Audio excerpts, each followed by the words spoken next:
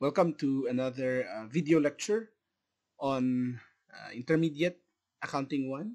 Okay, so this time we'll discuss another topic for other investment, specifically cash surrender value. Ayan. So, what is cash surrender value? Okay, so an entity, okay, may insure life or the life of its officer and name itself as the beneficiary. Okay, so this arrangement is to compensate itself for lost services due to untimely death of a top management. But pwede din naman no that the beneficiary may also be the officer insured. Ayan. So most entities no or there are entities who actually insure the life of their top management. Ayan. So kasi if those officers kasi no or top level officers uh if they die or upon their death, it means that there is a loss of significant services to the entity. Okay? Kaya ini-insure nila.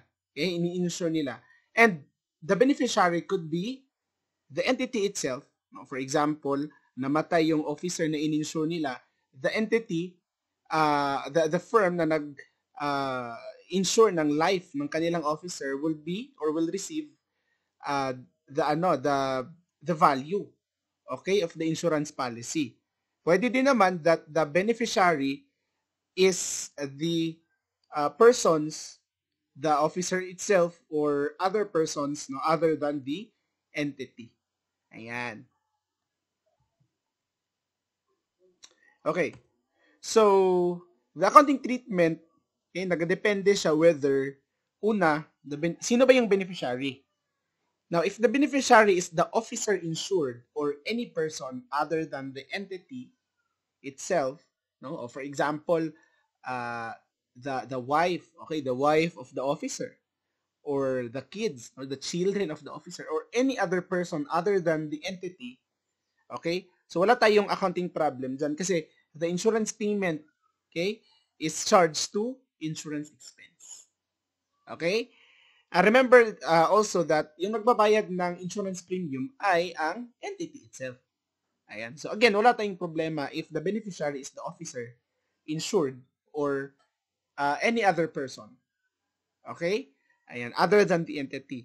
Now, there is a accounting problem when the beneficiary is the entity itself. Meaning, kapag namatay yung officer na in-insure nila, okay, the money of the insurance policy will go to the entity. Okay, so meaning the entity is the beneficiary and there is accounting problem if that's the case. Ayan, so the discussion will be all about the discussion will be based on this scenario. The beneficiary is the entity itself. Ayan.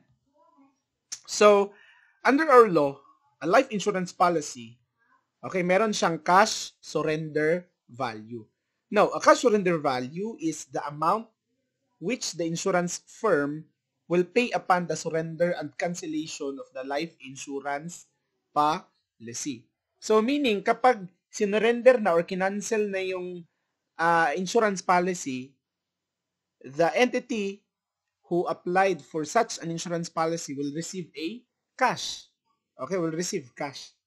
Ayan, so that means or that's called cash surrender value. Now, it only arises or a cash surrender value only arises when the following requisites are met. Una, the policy is a life policy. Oh, it is clear that I highlighted life policy. Ayan. So there is only cash surrender value if the policy is life policy. Meaning, ini-insure mo yung life ng isang tao. Okay? Hindi siya mag-a-apply or walang cash surrender value kapag non-life policy yan siya. So ano-ano ba yung mga non-life policy? For example, fire. Okay? Fire policy. Accident. Yan. And all other non-life policy. Okay, mag-apply lang yung cash surrender value kapag life policy siya. And the premiums for 3 full years must have been paid. So, dapat bayad yung 3 taon, no? First 3 years ng premium, dapat bayad siya. And then the policy is surrendered at the end of the 3rd year or anytime thereafter. So basically, magsisimula lang yung value, or you can just recognize the value or the cash surrender value at the beginning or at the end of the 3rd year or anytime thereafter. Ayan. So when you say surrender, kumbaga, it can now be canceled. Okay? It can now be canceled, or the policy can now be canceled. Again, at the end of 3rd year pa, before you recognize cash surrender value. Ayan. Now, thus, a cash surrender value is classified as a non-current investment. Ayan. So we have here accounting procedures, no? So as you can see, we have here journal entries. Okay? So, una, payment of the insurance premium. So basically, if we pay insurance premium, we debit life insurance expense, we credit cash. Now, kapag in-adjust naman natin yung unexpired portion of the premium, we debit prepaid life insurance and credit life insurance expense. Okay? For example, yung binayaran mo is 2 years. Tapos, binayaran mo siya within a year. Initially, ni-recognize mo siya using expense method. Pero at the end of the first year, since hindi naman lahat na utilized, kasi for 2 years nga, so you have to recognize prepaid life insurance. Now, if there is a dividend naman received, no, on a life insurance, okay, it is not income but a reduction from life insurance expense. Ayan. So, again, okay, hindi dapat to prepaid life insurance. This should be cash. Okay, so disclaimer lang, no? Ayan, may error in encoding. So, this should be debit to cash and this a credit to life insurance expense. Ayan, yun lang naman. Okay, so we have here accounting procedures. So, for initial recognition of the life insurance expense at the end of the 3rd year, so remember, we recognize cash surrender value at the end of the 3rd year of the policy. Ayan. So, gawan lang natin siya ng entry. Again, this is at the end of the 3rd year na entry. We debit cash surrender value, the value of the cash surrender. Okay, its value. Ayan. And life insurance expense, credit, and retained earnings. Now, saan ba natin or how do we determine the value to be credited to life insurance expense and to retained earnings? Okay? So, ganito yon. Una, yung cash surrender value, that's the initial cash surrender value applicable to 3 years of the life policy. Okay? So, for example, nag-start yung payment ng premium in 2017. That's 2017, 2018, and 2019. So at the end of 2019, that's the cash surrender value applicable to those 3 years from 2017 to 2019. Ayan. Now, yung cash surrender value naman applicable for the current year is credited to life insurance expense. So ito. Meaning, kung 2017, 2018, 2019, that's 3 years, di ba, yung i-debit natin for cash surrender value is again the 3-year value of this one. Okay? For 2017 to 2019. Now, yung kinikredit natin for life insurance expense ay for the current year, applicable for the current year, meaning the premium paid for 2019. Ayan, kasi 2019 is the current year, di ba? Okay? If 2017, 2018, 2019 yung insurance policy natin, first 3 years. And for the prior years, meaning for 2017 and 2018, yun yung i-credit natin na value to retained earnings. Ayan. May mga example tayo dyan later. Ayan. Now, when we recognize naman cash surrender value subsequent to the 3rd year, for example, 2020 na, there is an increase in cash surrender value, we debit the increase by debiting cash surrender value and credit life insurance expense. And upon the receipt naman of the proceeds of the life policy, for example, namatay na yung insured, so syempre, may proceeds yon. So that's gonna be a debit to cash. Okay, the value received, no? And then, i-credit mo yung cash surrender value, that's the adjusted value of the cash surrender value at that date. upon the receipt of cash. Ayan. And then, the life insurance expense, again, this is applicable from the beginning of the period until the date that until the date of death, no, of the insured. And of course, the remaining value shall be gained on the life insurance settlement. So that's gonna be the proceeds received minus the value of the adjusted balance of cash surrender value minus the life insurance expense. You get the gain on life insurance settlement. Ayan. Ito. So, receipt of the proceeds of the life policy, we have your breakdown. No? So, the amount credited to cash surrender value is the adjusted balance, as what I have said. Kung ano yung balance ng cash surrender value at the time of at the date of death of the insured, yun yung i-credit mo. Kasi basically, you are going to close now the cash surrender value. Kasi nga, namatay na yung insured. Okay, nag-end na yung policy. And a credit to life insurance expense is for the unexpired or that's unexpired premium at the time of death. So meaning that's from the at the beginning of the period until the date or time of death of the insured. Tapos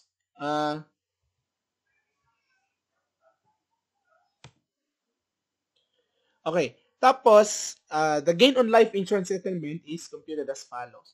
So, we have here face of policy minus the cash surrender value, okay, minus the unexpired portion which is the yung sa life insurance expense natin na din na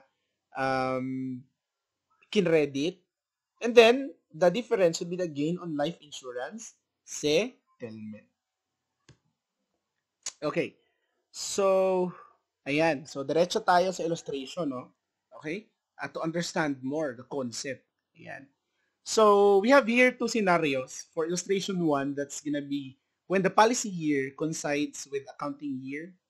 Okay? So, an entity insured the policy or the life of the president for 2 million pesos.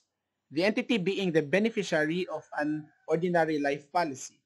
So, the annual premium is 30,000. So, basically, yung nangyari dito is, pag namatay na yung president,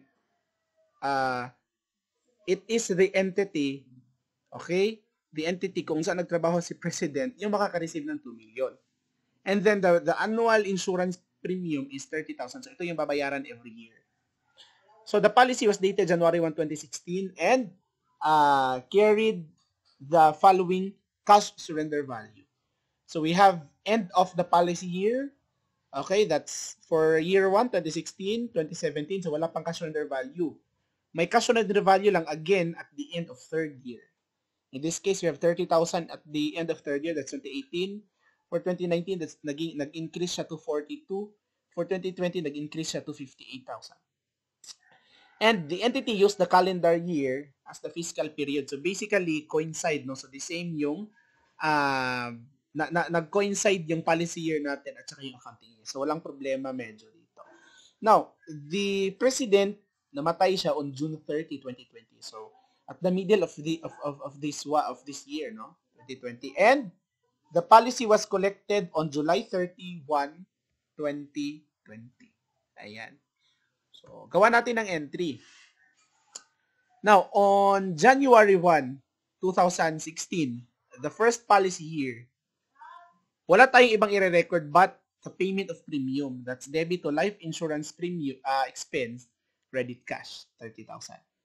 For 2017 naman, that's gonna be, wala din tayong other entry but to record the payment of the premium, insurance premium. That's a debit to life insurance expense, credit to cash. Remember na itong 30,000 every year ha. So wala tayong adjustment at the end of the year kasi exhausted siya or nagamit siya for the entire year. So, walang adjustment for prepaid insurance. Lahat na expense during that year. Okay? Now, for 2018, January 1, still debit life insurance expense credit cash for the payment of the premium at the end, at the third policy year. That's 30,000. Now, remember, on December 31, 2018, may cash surrender value na tayo na 30,000. Ayan. So, dahil may cash surrender value tayo for 30,000, we debit cash surrender value, 30,000, at with credit life insurance expense and retained earnings. Okay? Now, as what I have said kanina that yung kinikredit natin sa life insurance expense is for the current year. For 2018, no, the third year. So basically, itong cash surrender value na 30,000, di ba? Uh, ito initially recognized, no, the cash surrender value at the end of the third policy year. Meaning, itong 30,000 na to this is for years 2018, 16, 17, at saka 18. So for 3 years. Okay? So yung kinikredit natin to life insurance expense is for the current year, for 2018. Ayan. Now, yung for applicable for 2016 or 2017, which is for applicable for prior years or prior 2 years, that's gonna be credited to retained earnings. Okay? So, kaya yung life insurance expense natin is 30,000 times 1/3, 1/3, which is for, again, applicable for the current year. That's 10,000. And the applicable for prior 2 years, that's 30,000 times 2/3, or 30,000 minus 10,000 here, you get 20,000 credited to retained earnings. Ayan. Now, for 2019 naman, remember na hindi pa namatay yung for 2018 hindi pa namatay yung again, hindi pa namatay yung insured. Diba? Yung president. So again, another for 2019, bayad na naman ng insurance premium. Okay? So that's gonna be life insurance expense credit cash for 30,000. Ayan. Tapos, on December 31, okay, dahil as we can see, 30,000 in 2018, naging 42,000 in 2019, meaning there is an increase for by 12,000 yung cash surrender value natin. So we recognize the increase by debiting cash surrender value, 12,000, and crediting to life insurance expense for 12,000. So wala na tayong credit to retained earnings kasi na-record na natin siya at the third policy year, end of the third policy year. Okay? So only the increase in the cash surrender value, again, which is 12,000, as you can see here. That's 42 minus 30, no? And a credit to life insurance expense. Ayan. Okay? Now, at the date or during the year na namatay yung president, yung insured. On January 1, syempre, June 30 pa namatay yung insured. So, on January 1, bayad pa rin ng ng premium, ng insurance premium. That's gonna be a debit to life insurance expense and credit to cash for 30,000 pa din. Ayan. Now, on June 30, okay, on June 30, namatay, June 30, 2020, the president, which is the insured, died on June 30. So, from then on, dahil namatay na yung president na na-insure, you now have to recognize only the value or the cash surrender value up to that date. No? So, yung pinakita dito is 2020, meaning at the end of 2024, whole year talaga to sa 2020. We only have to recognize from December 31, 2019 to until the date of death of the insured, which is on June 30, 2020. Paano nga yan? This is for 1 year. We have to prorate. Okay? Na mag-a-apply lang for December 31, 2019 to June 30, 2020, which is actually for half a year, no? Or 6 months. Ayan. So, yung gagawin natin dito is to recognize the increase in cash surrender value up to the time of death is as follows, no? So, kunin muna natin yung increase, diba? That's 58,000 yung value na in December 31, 2020. Tapos 42,000 on December 31, 2019. We get 16,000. That's for whole year, for 2020. Paano nga, half year lang or June 30, at the middle of the year, namatay yung insured. So, yung increase lang natin na i-recognize dapat is the increase from January 1 to June 30, 2020, which is 1/2 lang. Half a year lang siya. So, dahil sa 16,000 that's the increase for the entire year, kunin natin yung half year lang na increase. Again, dahil June 30 namatay, June 30, 2020, at the middle of the year, namatay yung insured. So, up to that date lang dapat yung increase na i-recognize natin, which is 1/2, no, times 16,000 na increase. So we get 8,000.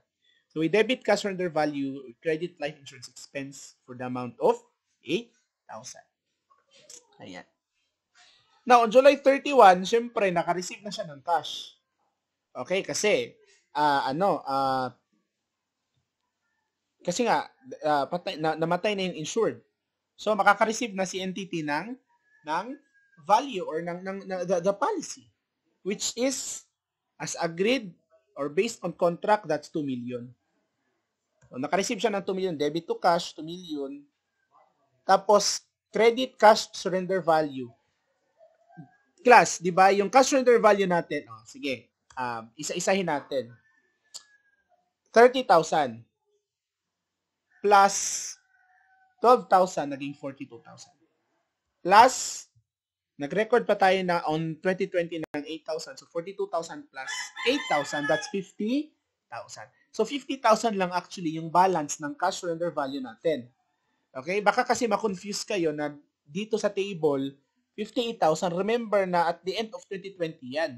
Yung kinukompute nga lang natin dapat is up until June 30, half a year. So, half lang din yung i-add natin for 2020, which is as computed 8,000. So, 42,000 balance plus 8,000, that's 50,000.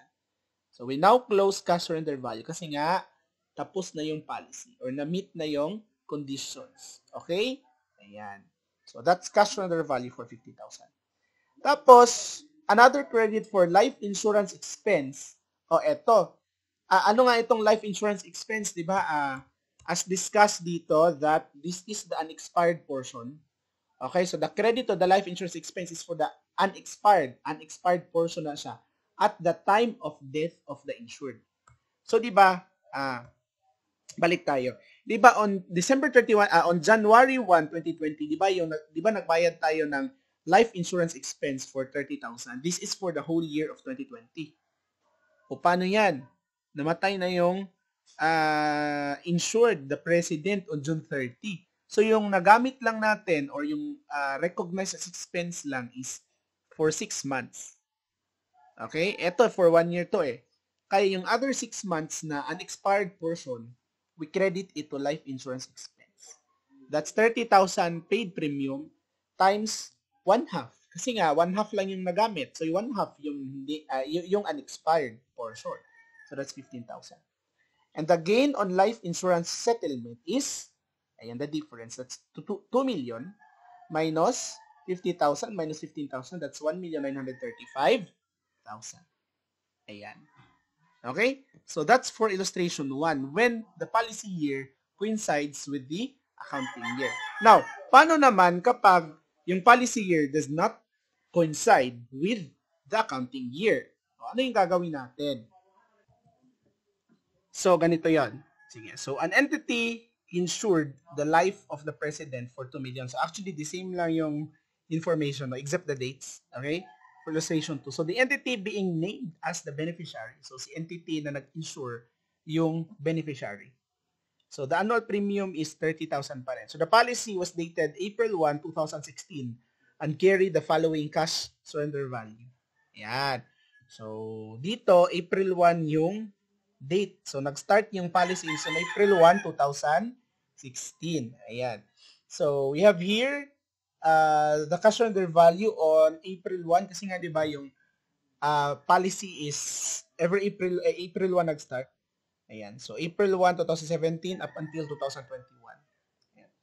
So, for April 1, 2019, we have 30,000 cash surrender value. Naging 42,000 in April 1, 2020 and 58,000 in April 1, 2021.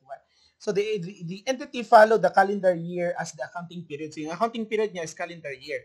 Pero yung policy year niya is ito. Okay? So, ayan. So, the president died on June 30 pa rin, but now in 2019. Namatay in June 30, 2019. And the face of the policy was collected on July 31, 2019. Okay? So, gawa tayo ng entries. Ayan.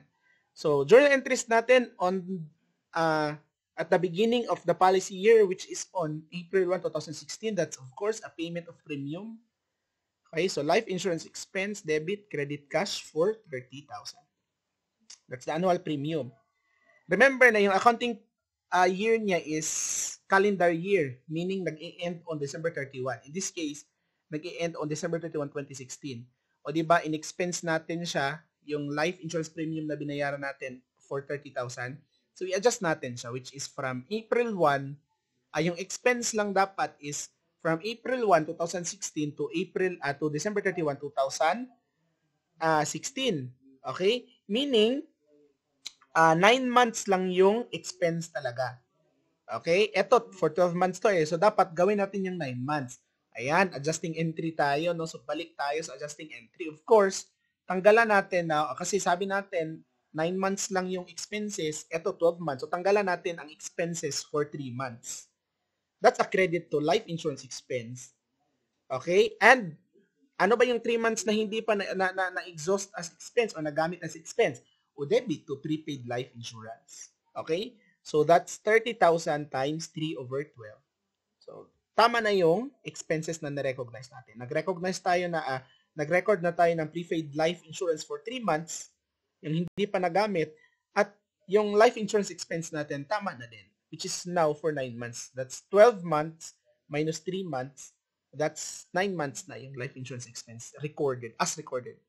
Okay? Now, for 2017 naman, ayan, so, nire-reverse natin siya. Okay? Nire-reverse natin para proper yung or madali lang yung recording natin for the current year. Okay? So, kung ano yung in-adjust natin this year, at the end of 2016, nire-reverse natin yan siya.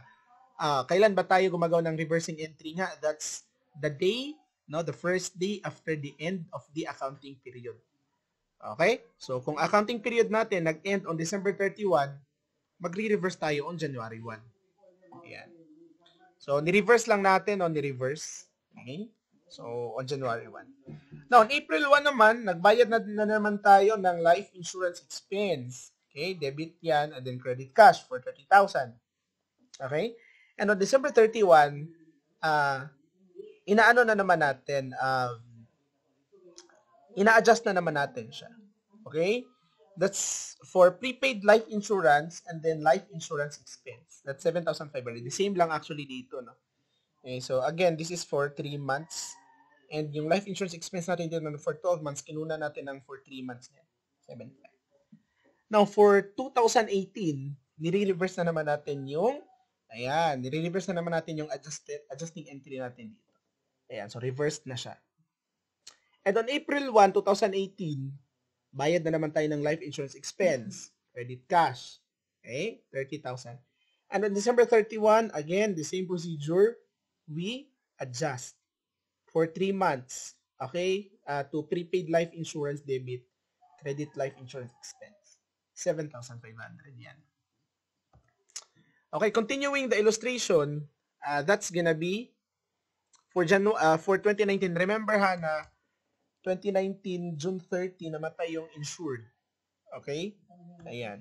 So, June 30, 2019. So, ganito yon. On January 1, i-reverse muna natin ito. Okay? I-reverse muna natin. Ayan. On April 1, okay, remember na, as you can see here, on April 1, 2019, we have 30,000 as cash surrender value. 30,000 yan. Kaya dapat i-recognize natin siya on April 1, 2019. Cash surrender value, okay, 30,000. And then life insurance expense credited for 2,500 or for 2,500. And then retained earnings is the for prior years. So as you can see, 'di ba? Yung this is the initial recognition of the cash surrender value at the end of the third policy year. Now, paano ba naging 2,500 yung kinikredit natin sa life insurance expense? Remember, 'di ba, that at the third policy year, the life insurance, the credit to life insurance expense is for the current year. And for the prior years, that's to credit to retained earnings. Now, ilang years ba or ilang months ba yung current year? Okay? So, 'di ba yung current year, 'di ba 2019 to? So yung yung applicable for the current year is from January 1 lang to April 1, which is 3 months, no? January, February, okay, March, Okay? So, wag mo nang salin si April kasi April 1 yan eh. So, 3 months lang. January 1 to April 1, that's 3 months. No? So, that's 30,000 times 3 over 36 months. Kasi for 'di ba for 3 years man itong cash surrender value, 'di ba the first or the initial cash surrender value is applicable for the first 3 years of the policy, 'di ba? So meaning 3 years is equivalent to 36 months, 'di ba? And applicable for current year is only from January 1 to April 1. That's 3 months. So that's 3 times 3 divide 36 times 30,000. That's 2,500. Kaya nag-credit tayo ng life insurance expense here for 2,500. Of course, the remainder is for, kung may 36 months tayo, yung current, for applicable for current year dyan is for 3 months, meaning the months, the number of months applicable, applicable as prior years ay 33 months. Okay, so that's 33 over 36 times 30,000, that's 27,500. That's a credit to retained earnings na 27,500. Okay? Now, dito naman, on April 1 muna tayo, no? April 1. On April 1, life insurance expense. Ayan, don't forget na kailangan pa tayo magbayad kasi hindi pa natin alam na mamamatay na pala si President on June 30, the insured. So, on April 1, nagbayad muna tayo ng life insurance expense and a credit to cash for 30,000. On June 30 naman, that's cash surrender value, life insurance expense for 3,000. Okay? So, tingnan natin, no? Tingnan natin kung ilang months ba. Okay? So, how much is the increase ba? So, on April 1, that's 30,000. On April 2019, on April 1, 2020, naging 42,000. So, there is 12,000 increase.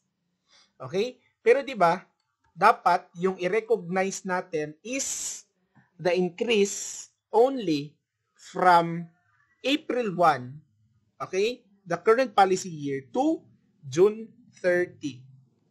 Okay, ilang months ba yan? That's 3 months. Ayan. So, kung yung increase mo ay 12 months, for the whole year, okay, for the whole year, a whole policy year from April 1, 2019 to April 1, 2020, that's 12 months yung increase. Yung recognize lang natin is yung increase from April 1, 2019 to June 30, the date of death of the insured. That's 3 months.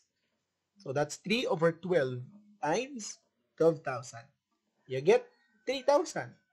Kaya, yung recognize lang natin na increase in cash surrender value is 3,000 lang din. And a credit to life insurance expense. Wala nang retained earnings kasi na-recognize na natin, no?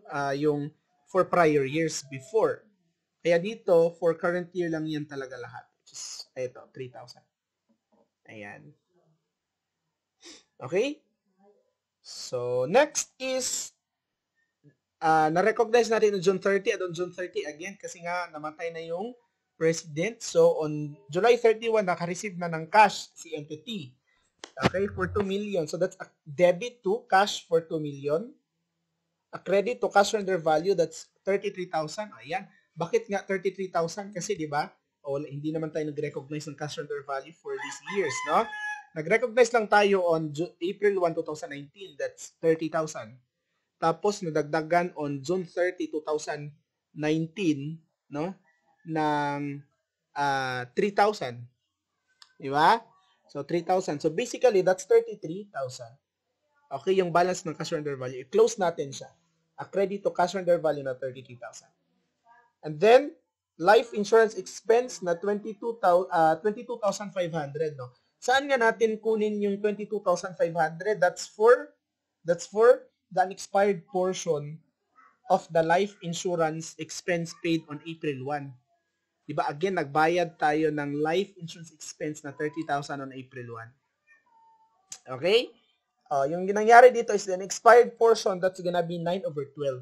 Bakit? Kasi, nagamit lang natin yung insurance premium na binayaran natin on April 1 from April 1, 2019 to June 30, 2019. That's 3 months lang. 12 months to. So, meaning, merong 9 months na hindi nagamit. So, the unexpired premium is 9 over 12 for 9 months over 12 months times 30,000, that's 22,500. That's why we credited here life insurance expense for 22,500. So, na-account na natin si cash surrender value, na-account na din natin si life insurance expense. Kulang na lang tayo sa gain on life insurance settlement. So, ganito lang. Face of the policy, that's 2 million, minus cash surrender value na 33,000, minus unexpired premium na 22,500. Then we get 1,944,500 na gain on life insurance. Okay? So, credit yan. Ayan. So, that's the discussion, no? The discussion for, a brief discussion for cash surrender value. Ayan. Thank you for watching.